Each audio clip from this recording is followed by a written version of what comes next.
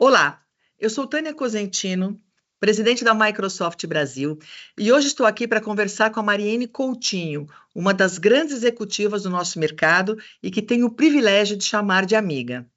Mariene é sócia da consultoria KPMG, conselheira da WCD, cofundadora do Conselheira 101, conselheira do nosso We Ventures, o Fundo de Investimento em Startups de Mulheres, conselheira da Câmara de Comércio Internacional, Global e agora do Chapter Brasil, mentora e criadora de diversos movimentos de networking feminino e de desenvolvimento de mulheres para assumirem posições executivas ou em conselhos aqui no Brasil. Tudo isso e muito mais. Além disso, a Mariane recebeu em outubro último o prêmio Uma Sobe Puxa a Outra, Rise and Raise Others, promovido pela ONU Mulheres. Como vai, Mariane? Tudo bem com você? É um prazer enorme ter você aqui comigo hoje para falar de temas tão importantes e que, infelizmente, ainda não foram resolvidos: empoderamento feminino e equidade de gênero. Oi, Tânia, um prazer enorme aqui conversar com você, sua audiência aí, não só da Microsoft, né, mas todo o público aí que acompanha tanto a Microsoft quanto você, que com certeza, tenho certeza que nossa conversa aqui vai ser bastante interessante. Ah, sim, espero. E você tem uma história muito linda para contar, Mari. Então, Mariane, para começar, você poderia nos contar, quando você começou a trabalhar o tema diversidade e inclusão, como foi o processo que culminou com o recebimento do prêmio Uma Sobe e Puxa a Outra, concedida pela ONU Mulheres? E qual o significado dessa premiação para você? Eu que te acompanho há muitos anos, eu acho que é uma coroação de um trabalho muito bacana, mas eu queria saber quando tudo isso começou e agora, como que você, quando você olha para trás, como que você se sente? Tânia, bom, esse tema, essa conversa, assim, integra de uma forma indissociável a minha carreira, né? Eu sou sócia da KPMG já há bastante tempo, trabalho na KPMG já há 28 anos, né? Agora em agosto eu faço 29 anos. Comecei como trainee, e quando eu comecei, embora na minha turma de trainees, né, nós já tivéssemos 50% de homens e 50% de mulheres, a gente não tinha sócias, né? A gente tinha praticamente, acho que uma sócia, nem me lembro se ela já era sócia quando eu entrei, mas nós tínhamos uma sócia até que eu me tornei a segunda sócia da KPMG, mulher, né, na história, né, aqui no Brasil. Então, esse passo foi um passo muito importante, mas à época não se falava do tema equidade, do tema diversidade dentro das empresas. Então, não era um assunto.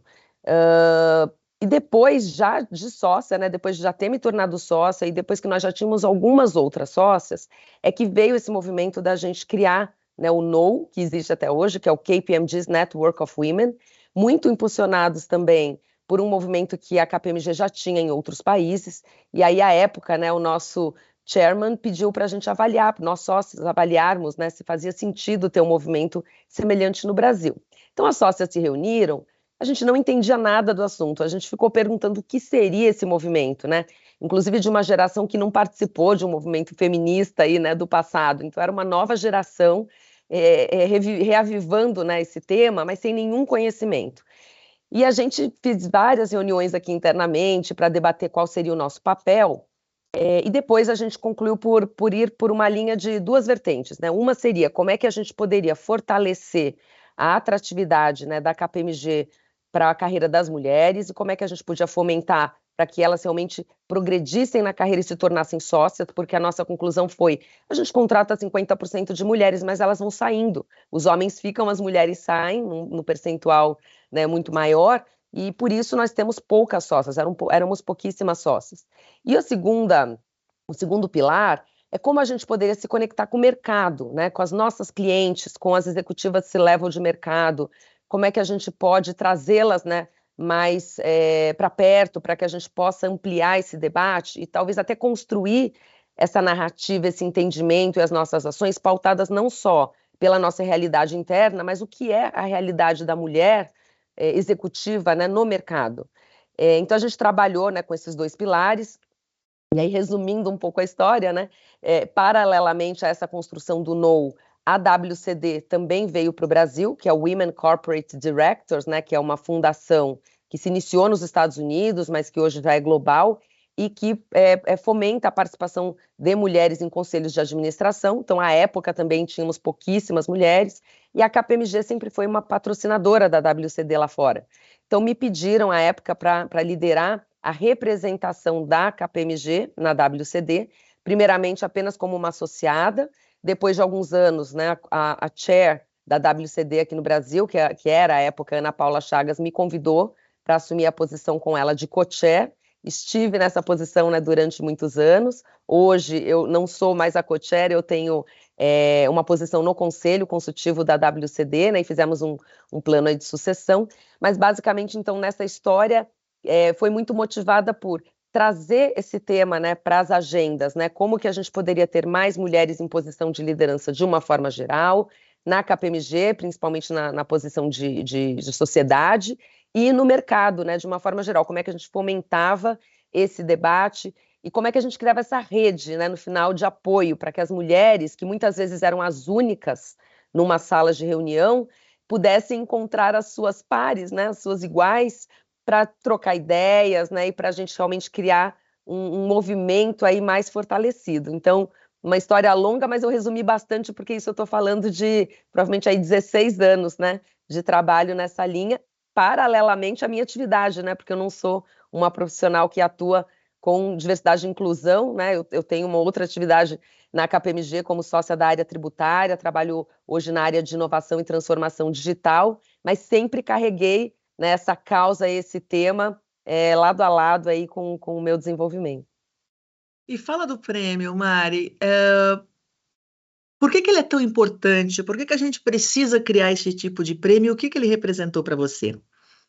Bom, fiquei super feliz, né, de ter sido indicada, primeiramente, né, a gente concorreu com mulheres aí de vários países. Aqui no Brasil tivemos 3 premiadas, né, eu, a Carmela Borsch e a Carolina Videira, cada uma em uma categoria, mas era uma premiação com diversas categorias e com concorrentes aí do mundo inteiro. E eu acho que esse prêmio ele é muito bacana, Tânia, e sendo bem sincera, não por um reconhecimento pessoal, mas por um reconhecimento coletivo, né?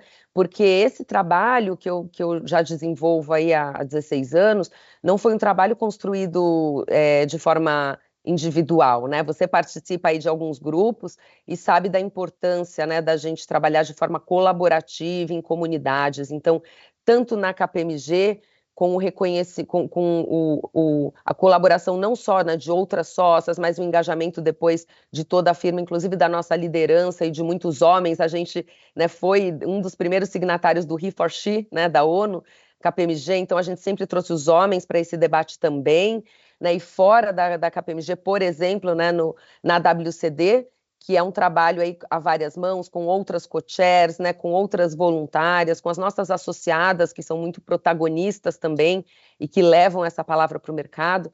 Então, acho que o primeiro foi um reconhecimento coletivo, esse acho que é o principal. O segundo é dar visibilidade para a pauta, porque esse prêmio, até pela força que o nome da ONU tem e por toda a mobilização que foi feita, né, para as pessoas votarem, trouxe uma visibilidade muito grande para a causa, né?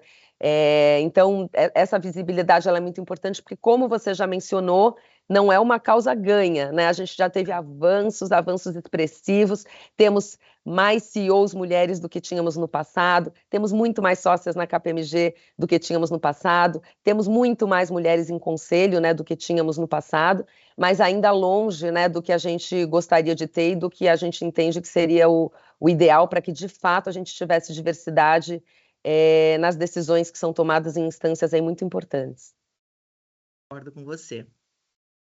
Bom, Tânia, posso fazer algumas perguntinhas aqui para você também? Lógico, Virar lógico. aqui um pouco a nossa conversa. Bom, Tânia, você também é uma super referência, né? Uma referência para mim, é uma referência para muitas mulheres no mercado, não só mulheres, né? Homens também. Já comentei com você que o meu enteado, por exemplo, é um super fã, falou que o sonho dele é trabalhar na Microsoft, que ele ama Tânia, acha a Tânia uma inspiração. Então, eu queria que você falasse também um pouquinho, né? Em 2017, você foi reconhecida como uma pioneer, pelo Pacto Global da ONU, e no ano passado, né, como eminente engenheira do ano, tive aí esse prazer, né, de participar, inclusive de assistir, né, a essa premiação que foi maravilhosa. Me conta um pouquinho como que foi também esse processo, né, e significado dessas premiações. Bom, voltando um pouquinho a 2017, quando eu ganhei o prêmio de Pioneer, né, pioneira, também é um prêmio da ONU, liderado pelo Pacto Global, e eu adoro os programas da ONU porque eles conseguem engajar a sociedade, o setor privado, a academia, a sociedade civil, em temas bastante relevantes. E no caso do Pioneer, o Pioneiro é o pioneiro dos ODS, dos Objetivos de Desenvolvimento Sustentável da ONU, para acabar com a pobreza, desigualdade. Então, igualdade de gênero faz parte de um dos pilares, e combater as mudanças climáticas.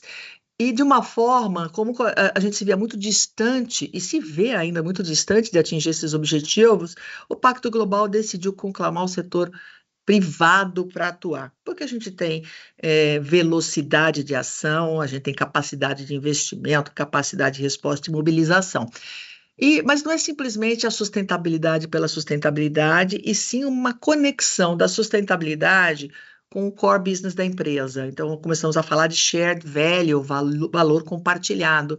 E eu entendi isso muito rápido, já indo para 2010, e comecei a fazer, na época eu trabalhava na Schneider, uma série de ações que conectavam o negócio com impacto social e impacto ambiental. Não existia o ESG ainda, mas eu já tinha começado a trabalhar o E e o S, que eles estão inseridos, o E, o S e o G, estão bem inseridos dentro dos 17 ODS. Em 2017, nós submetemos os trabalhos que nós fazíamos, que eu liderava aqui no Brasil, e aí eu tive o privilégio de ser reconhecida uma das 10 pioneiras no mundo, muito parecido com o Rise and Raise Others. Então, é uma concorrência mundial, é uma competição mundial, onde as pessoas submetem seus projetos e votam nos projetos que geram mais impacto. Então, isso realmente foi muito importante para mim, que mostrou quantos executivos estão comprometidos com esse trabalho de impacto, e mostrou o poder das empresas. Sem o seu setor privado, realmente a gente não vai conseguir avançar. E reforçou que eu estava no caminho certo. Como você falou, é um esforço do coletivo, individualmente não chegaremos a nenhum lugar, mas também é uma jornada de muito aprendizado, e eu venho incorporando esses aprendizados e tentando fazer cada ano que passa um pouquinho melhor. E continuei, vim para a Microsoft em 2019, alavanco aqui os ODS, porque a inteligência artificial, ela pode sim resolver os principais desafios que nós temos na sociedade e no planeta. Então, eu, muito comprometida, aplico as nossas soluções em diferentes projetos. Tenho uns programas muito bacanas também de capacitação profissional, porque precisamos de mais pessoas capacitadas para podermos adotar a tecnologia com segurança. Então, temos muitos programas de capacitação profissional, e continuo ativista de diversos temas. Diversidade e inclusão é um deles. Com tudo isso, o Instituto de Engenharia, que tem 106 anos no Brasil, e ele trabalha para fazer com que a engenharia contribua para o desenvolvimento econômico e social do nosso país. Eles trabalham para compartilhar as melhores práticas no setor. Eu tive o privilégio, como engenheira elétrica formada, engenheira eletricista, né? Quando eles me corrigem, eu simplifico e falo elétrica, mas como engenheira eletricista formada em 1990, eu tive o privilégio de ser escolhida eminente engenheira do ano 2022. Esse é um prêmio que foi criado em 1963 para reconhecer os engenheiros que estão fazendo a diferença na história do nosso país. E esse é um prêmio que, para a minha carreira, realmente é um marco, ele é super importante. E aí tem um ponto, Mari, que é importantíssimo a gente ressaltar. Desde 63 existe esse prêmio. Esse ano o prêmio faz 60 anos, e até 2022 somente 2 mulheres foram laureadas. A Mônica Porto, em 2016, e eu, ela é engenheira civil, e eu, engenheira eletricista, em 2017. Então, isso mostra claramente também 2017 não, 2020, 2022. 2022. Já estou ainda com o meu Pioneer na cabeça. 2016, a Mônica, 2022, eu. E você vê a dificuldade, né, no mundo da engenharia, nós somos 30% mulheres. E mesmo assim, nós não conseguimos ter um protagonismo para sermos reconhecidas pelas nossas ações, porque acho que a dificuldade da equidade de gênero, nós ficamos invisíveis por uma grande parte da população e da sociedade. Por isso que eu acho tão relevante esse nosso trabalho, por isso que é tão importante nós que chegamos numa posição de destaque, sermos vozes para sermos ouvidas e tirar essa camada da invisibilidade. Por isso que eu gosto tanto do seu trabalho e por isso que eu continuo sendo ativista no tema. E uma coincidência muito bacana foi que no dia da premiação, que foi no dia do aniversário do Instituto de Engenharia, dia 26 de outubro, foi no mesmo dia que tinha saído o reconhecimento do seu prêmio Rising Raise Others. Então, eram duas mulheres comemorando realizações importantes no mesmo dia. E eu fiquei muito feliz de ter você e outras amigas do nosso grupo lá comigo. Foi Com muito certeza. legal. Com certeza, Tânia, foi muito especial, é isso que você falou, assim, foi também um orgulho enorme, né, para a gente também, né, para mim, para outras mulheres ali que participaram dessa premiação, de te ver ali tão plena e de realmente ter esse reconhecimento tão merecido, né, por tudo que você faz. Inclusive, eu me lembrei aqui de um outro projeto aí na Microsoft, né, que tem a ver com desmatamento na floresta amazônica, conta um pouquinho. Aqui é a inteligência artificial impactando o meio ambiente. E são projetos que eu tenho muito orgulho. Nós temos projetos no mundo inteiro, é, acompanhando o desenvolvimento de espécies, acompanhando o comportamento de biomas. E aqui no Brasil, nós trouxemos um projeto em parceria com o Fundo Vale e com o Amazon, onde nós monitoramos a floresta amazônica através de imagens de satélite e cruzamos com vários dados da região, vários demográficos, econômicos, sociais, e aí nós conseguimos identificar áreas de maior probabilidade de desmatamento. E com isso conseguíamos atuar, ou tentamos atuar com uma certa, no sentido de prevenção. Então, estamos fazendo parcerias com o Ministério Público, com secretarias do meio ambiente, para que nós possamos impedir que o desmatamento ocorra. E esse trabalho de prevenção é muito importante, porque depois que já aconteceu a reversão e a recomposição da área, ela fica muito mais complicada. E tem muitos outros projetos que nós estamos trabalhando nesse sentido. Tem um segundo, Mari, também no Amazonas, que nós monitoramos resíduos lançados no rio, e nós estamos monitorando o rio Itacaúnas. E nós, pelo tipo de resíduo, nós conseguimos identificar se aquela região ela está sofrendo impacto de uma mineração ilegal. Então, é isso que a gente quer, usar a inteligência artificial para empoderar o humano, é para amplificar a engenhosidade humana. Ela não está aqui para fazer mal para o humano, ela não está aqui para substituir o humano, mas a sociedade, os benefícios para a sociedade vão depender do uso que o humano faz da inteligência artificial. Então, outro tema muito importante que nós falamos muito é o uso responsável da IA. E porque a IA está aqui para ajudar e não para atrapalhar ou para criar prejuízos para a humanidade. Mas voltando a você, Mari, você já falou um pouco da sua carreira, falou da criação do NOW. Eu tive o privilégio, há alguns anos, de participar de uma conversa de vocês.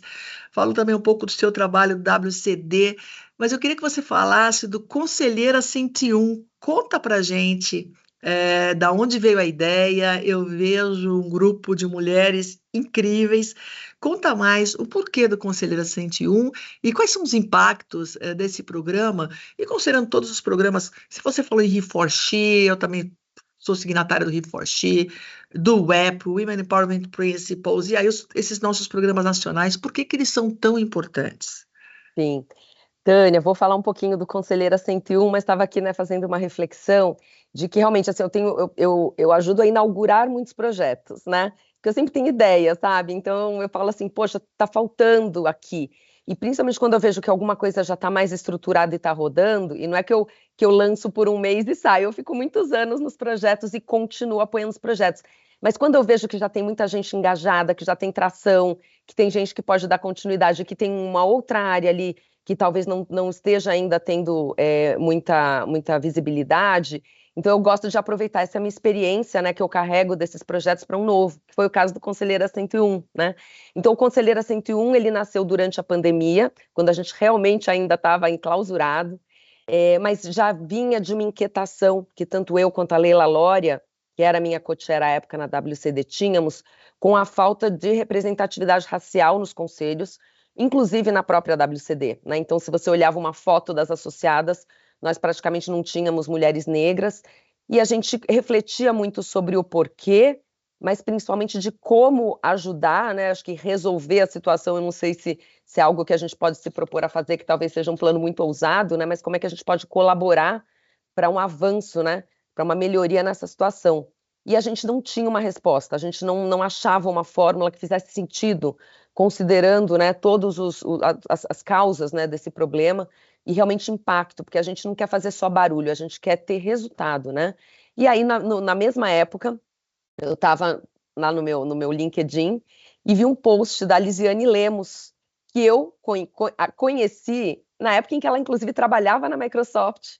A gente teve a oportunidade de participar de um jantar na casa de uma amiga, e essa amiga levou a Lisiane para conversar com a gente, para nos apresentar para ela. Depois as coisas, né, andaram, não tinha contato com a Lisiane já há algum tempo, vi um post dela perguntando por que não temos pessoas negras nos conselhos.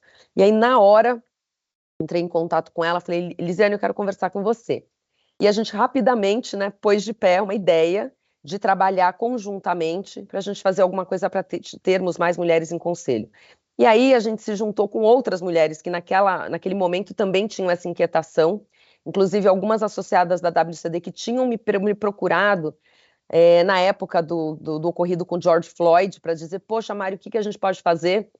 Até brinco, né, que uma delas, que é a Gracema Bertolesti, falou, Mari, temos que fazer uma live imediatamente. Eu falei, eu acho que a live não muda o mundo, Grace, vamos pensar o que mais que a gente pode fazer. A gente pode até fazer a live, ela é legal, mas acho que a gente pode fazer mais. E a Ana Paula Pessoa também, que é uma conselheira muito experiente, que queria muito fazer alguma coisa. A Lisiane trouxe um conceito muito importante, que foi, Mari, não tem como falar de diversidade racial apenas com pessoas não negras na conversa, então ela incluiu a Elisângela Almeida e a Jandaraci Araújo, que também são cofundadoras. A gente aí fortaleceu o grupo com a própria Leila Lória, que era a minha co-chair, porque a gente queria que fosse um projeto aí com a WCD, a Maíra Stachuk, que você conhece bem, que também conhece muito, né, sobre o tema, Patrícia Molino, que é a nossa sócia hoje global, responsável por equidade de gênero na KPMG, mas que é a nossa líder de inclusão e diversidade também na KPMG no Brasil. Enfim, fomos abrindo a rodinha, trazendo mais pessoas para essa conversa e montamos o Conselheira 101, que, em resumo, é um programa que se propõe a fazer várias coisas, mas começa com um passo que é muito importante, Tânia, que é achar essas mulheres. Por quê? Sempre dizem assim, não tem mulher negra no conselho porque não tem mulher negra preparada ou interessada em assumir uma posição, que é a mesma conversa que a gente teve quando a gente começou com a WCD, né, há 16 anos aqui no Brasil. E aí a gente responde o quê? Não, elas existem, mas infelizmente a gente cria bolhas, né, no nosso dia a dia, e o nosso networking acaba muito viciado, e a gente gosta de falar com os nossos iguais, e a gente fala com quem fez a mesma faculdade que a gente, com quem mora no mesmo bairro que a gente, com quem trabalha muitas vezes na mesma área que a gente, e a gente acaba deixando muita gente de fora, né, desse networking e dessa conversa. Então eu gosto muito, e tenho usado muito essa palavra hoje em dia, que é intencionalidade. Então você tem que, em inglês, né, reach out, ou seja, você tem que ir atrás. Você tem que estender um braço e você tem que trazer a pessoa para a conversa. Então, a gente abriu essa roda exatamente para que a gente pudesse ter uma maior visibilidade do programa, mas também para que a gente conhecesse mais pessoas fora da nossa bolha que pudessem participar do programa. E para a nossa surpresa, que não deveria ser surpresa, a gente descobriu que tem um monte de mulher não branca incrível em posições de C-level que teriam sim interesse e condições de assumir posições em conselho no curto prazo. Então, já formamos 3 turmas. abrimos as inscrições para a 4ª turma, inclusive neste momento, quem tiver interesse de se inscrever, se as inscrições ainda estiverem abertas aí quando a gente tiver a divulgação aqui dessa gravação, seria bacana que se inscrevessem, mas a gente tem um número já recorde esse ano, são mais de 300 inscrições. Abrimos para mulheres indígenas também, porque, de novo, uma população aí desassistida dentro dessa conversa, e com currículos e experiências assim incríveis, para que a gente possa, então, né, ter mais uma turma, então termos aí um book, né, recheado de participantes e alumni de Conselheira 101 para entrar em conselhos, né? E 30% das turmas anteriores já estão em algum conselho, Tânia. Pode ser um conselho consultivo, um conselho de startup, um conselho de terceiro setor, um conselho de capital aberto, mas a nossa ideia é realmente que a gente consiga, né, levar essas mulheres para essas salas e para essas mesas, né, de debate e influência. Uau, Mari, sensacional. E sabe uma coisa curiosa, Mari? De falar um pouquinho para você do que a gente anda fazendo sobre diversidade e inclusão. E você falou a palavra mágica que eu uso aqui todos os dias: intencionalidade. Infelizmente, nós mulheres somos invisíveis, e eu não digo só as mulheres, mas grupos subrepresentados. Também não digo minorias, porque mulheres e pretos e pardos no Brasil não são minorias, nós somos maioria da população. No caso, pessoas com deficiência, pessoas do grupo LGBTQI+, aí sim, eles são um grupo minoritário que também precisam ter a devida representação. Mas me choca ver grupos que são a maioria, porém subrepresentados, e a gente ouve a resposta mais fácil para a pergunta: por que não tem mulheres? Primeiro, porque elas não estão preparadas, eu ouvi muito isso, e uma outra coisa que eu ouvi muito é que a mulher não tem ambição. Já que a gente entra, você mesma comentou na KPMG, que a entrada no passado era 50-50, só que depois elas não subiam, eu ouvi muito que a mulher não tinha ambição.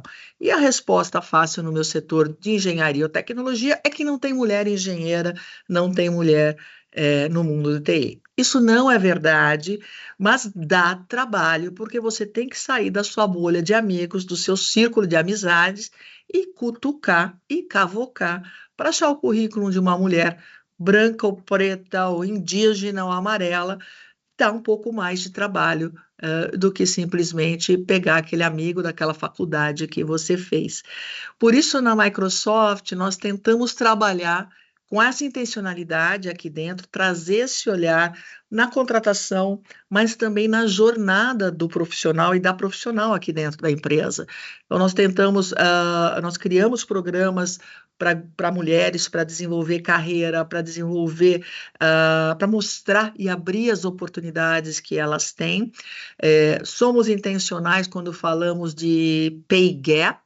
Você sabe que o gap salarial, ele persiste no mundo, é em média 30%, isso significa que a mulher, para fazer exatamente o mesmo serviço que o homem, ganha 30% a menos. Isso dentro da Microsoft, nós já assumimos um compromisso já em 2016, que nós não teríamos mais pay gap, mas requer intencionalidade para monitorarmos isso com recorrência, e criamos os nossos planos de sucessão, sempre tentando trazer a diversidade como um princípio fundamental.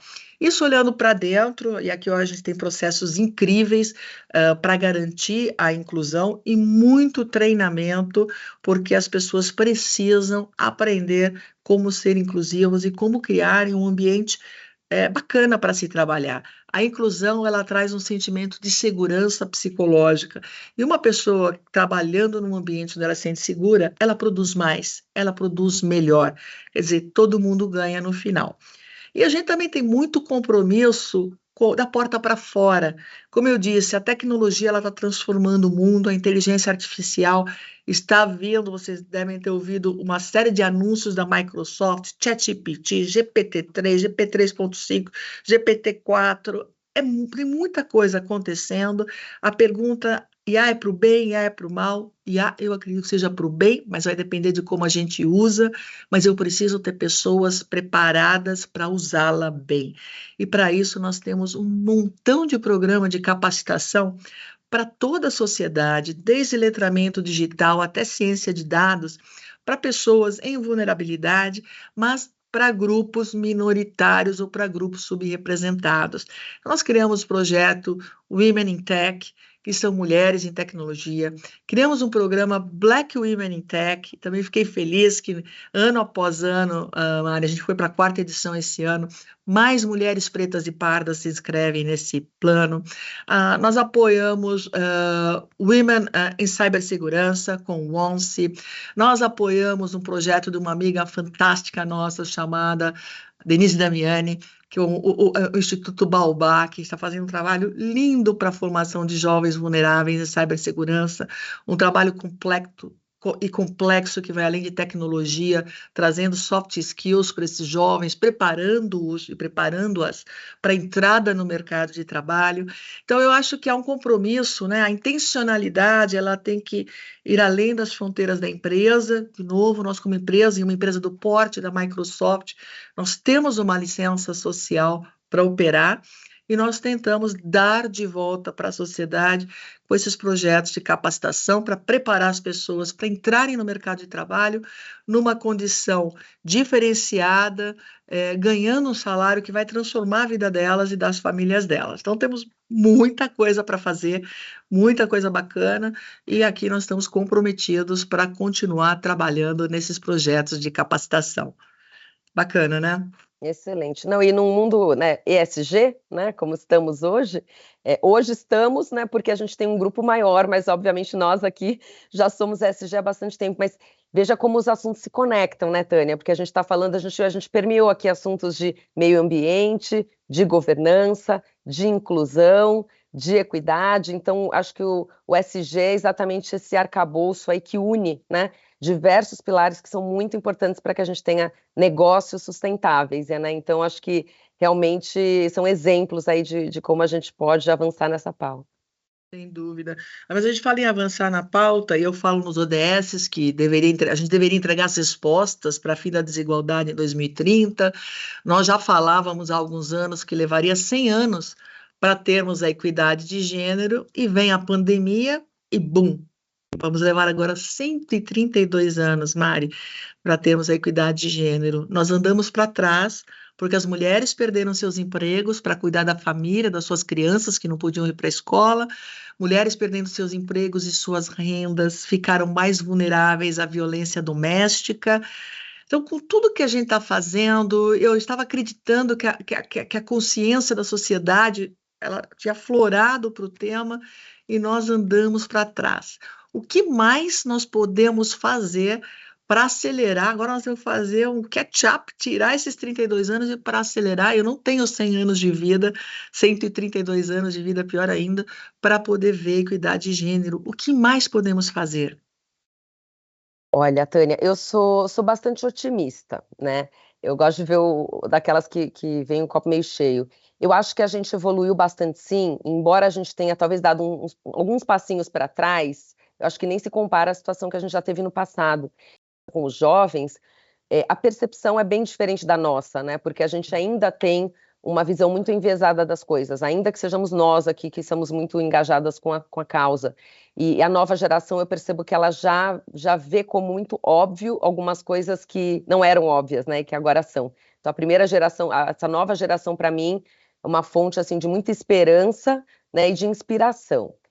Na parte das lideranças corporativas, eu acho que também, né, esse assunto ele está hoje na pauta de todas as principais empresas, né? Eu vejo, por incrível que pareça, alguns líderes aí um pouco resistentes e algumas pessoas até dizendo que essa pauta é uma pauta dos RH e do marketing. E para mim isso é péssimo, né? Porque obviamente que não deveria ser, e em muitos casos realmente não é. Eu acho que esse engajamento tem sim que vir da alta liderança, e muitos líderes, muitos CEOs, muitos conselheiros já se engajam. Então, até como exemplo, né, um dos programas que a gente tem, que é o PDEC, que é o Programa Diversidade em Conselho, que é um programa que nós temos em parceria aí, né, WCD, com o IBGC, com o B3, com o IFC, para fazer uma mentoria para mulheres conselheiras. E grande parte dos nossos mentores são homens, né? Então são homens que dedicam ali o seu tempo para essas conversas.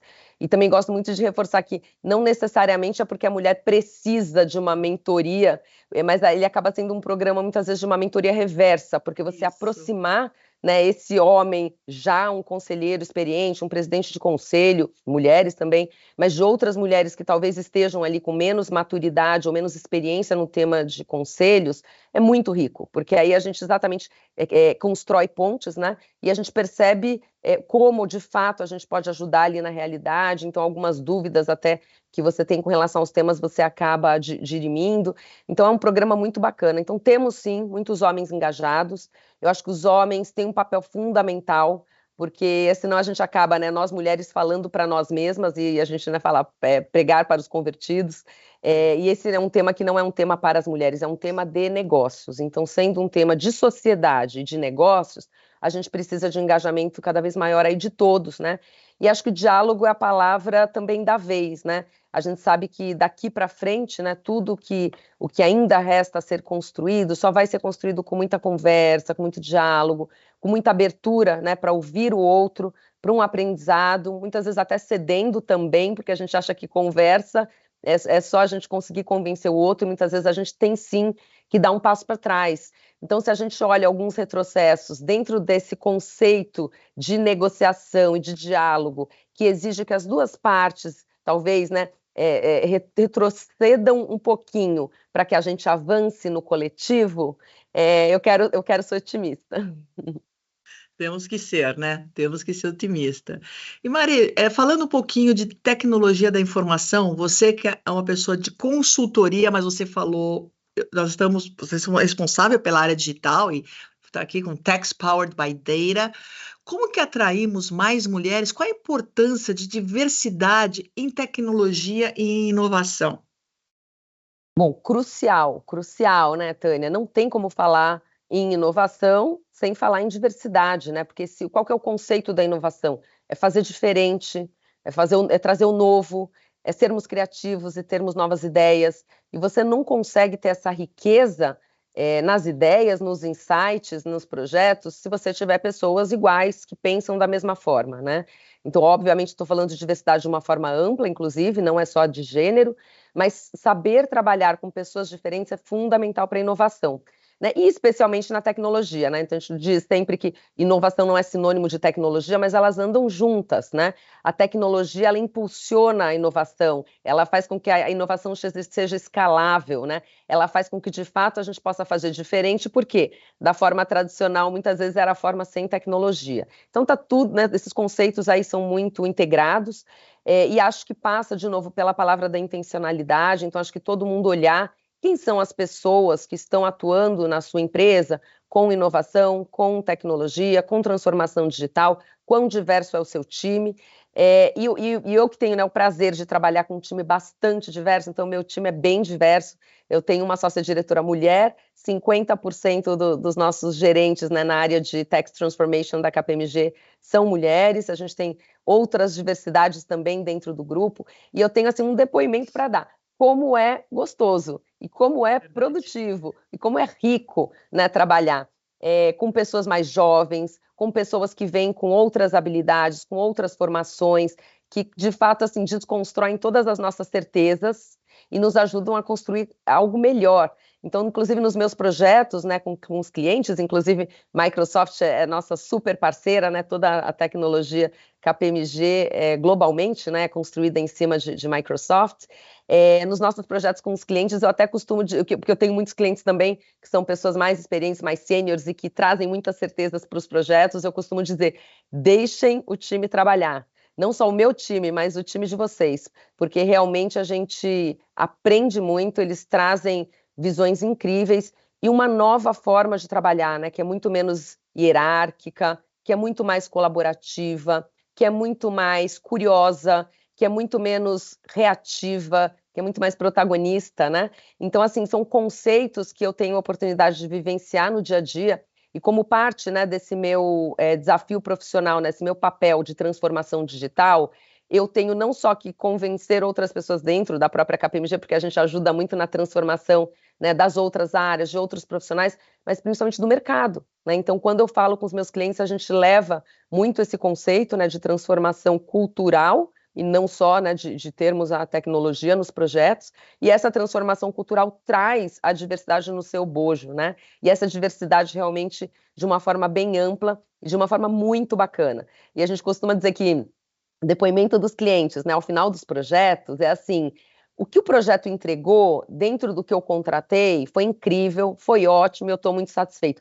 Mas o que vocês trouxeram jamais, um valor agregado que eu não esperava, que foi a forma como o projeto foi conduzido, que foi a experiência às quais eu fui submetida, a forma como eu me transformei como profissional, tanto como líder, quanto como visão de negócios, de visão estratégica, e realmente, sabe, uma forma diferente de trabalhar, foi incrível. E isso, Tânia, assim, me deixa muito feliz, assim, brilha os meus olhos, né, saber que a gente está ajudando as pessoas, né, como você disse, a fazerem a jornada, né, porque a gente está passando por muita transformação e as pessoas precisam de ajuda. É muita tecnologia, é muita informação, e tudo isso é muito bacana, mas eu sempre falo assim, não vamos deixar nenhuma pessoa para trás, né? A gente tem que dar as mãos e ajudar as pessoas a fazerem essa transição. Então, acho que as pessoas que trabalham com isso, que estão à frente nesses temas, têm essa responsabilidade social, inclusive, né, que vai muito além ali só do seu job description, que é ajudar, né, quem a gente puder, cada um ali dentro da sua área, a trazer mais pessoas para esse mundo digital, a conversar cada vez mais sobre tecnologia, a não terem medo da tecnologia, né, que muita gente tem medo, né? Meu filho, inclusive, estuda ciências da computação, ele chegou no Brasil há poucos dias e me disse: mãe, tá todo mundo usando já o ChatGPT no dia a dia? E eu olhei para ele e falei: não, porque para ele, assim, seria o óbvio que todo mundo já deveria estar usando. Então, parabéns já pelo Copilot, que também já foi lançado, aí eu estou ansiosa para usar. Obrigada, Mari. Estamos aqui, estamos todos ansiosos e com muita coisa para falar para o mercado. Eu estou super animada. Mas, infelizmente, estamos chegando ao fim. Mas eu queria pegar algumas palavras que você falou durante a nossa incrível conversa. Olha só, todos que estão nos assistindo agora, que mulher incrível é a Mariane Coutinho, quanta coisa bacana ela vem fazendo na carreira dela e quantas pessoas ela impactou ao longo de toda a carreira. Mas impactou por quê? Algumas palavras importantes, algumas frases importantes. Primeiro, diversidade e inclusão não é coisa de marketing, isso é girl washing. Sustentabilidade, quando é coisa de marketing, isso é greenwashing, isso impacta a reputação da empresa, então, empresas, cuidado. Diversidade e inclusão não é coisa de RH, é coisa do líder. Cada líder é responsável por praticar ações com intencionalidade. Então, essa é uma outra palavra importante. A diversidade e inclusão dentro das nossas empresas não vão acontecer por acaso. Nós precisamos, para mudar a velocidade, acelerar a velocidade da equidade, para atingirmos a equidade num prazo de tempo menor, precisamos de muita intencionalidade. Começa com a conscientização, mas não pode parar aí, ela tem que partir para ação. Então, conscientização, educação, para mais conscientização, e aí ação com intencionalidade é o que vai mudar a regra do jogo, é o que vai transformar a sociedade, é o que vai transformar a nossa economia numa economia maior, é o que vai trazer melhor reputação e posicionamento de marca para a sua empresa, e é a nossa também contribuição e a contribuição de cada um de nós por uma sociedade melhor. Então, Mari, muito obrigada pelo seu tempo de estar aqui conosco hoje. Foi um prazer enorme falar mais uma vez com você. Adoro seus projetos, adoro participar de alguns deles. Foi muito bom ouvir de novo sobre a sua trajetória, mas poder compartilhar com toda a nossa audiência. Também ouvir sobre sua visão de mundo e de negócios. E parabéns, parabéns pelo seu trabalho, parabéns pelo seu reconhecimento. Que venha muito mais coisas bacanas para você e que a gente continue juntas nessa jornada, que nós aprendemos muito e nós crescemos como indivíduo. Então, muito obrigada e continue forte com essa energia enorme que você tem, impactando todos ao seu redor. Obrigada, Tânia, eu que agradeço. E também, né, parabéns pelo trabalho incrível que você faz, porque a admiração é recíproca. E principalmente sendo CEO, e sendo CEO de uma das principais empresas, né, do mundo, e numa área tão importante como a da tecnologia, eu tenho certeza também que o que você replica e inspira, né, para outros CEOs, para outras empresas, para a comunidade de negócios de uma forma geral, e além disso, tem um valor incomensurável. Então, obrigada aí pelo nosso bate-papo, foi uma delícia, adorei também. Obrigada, Mari.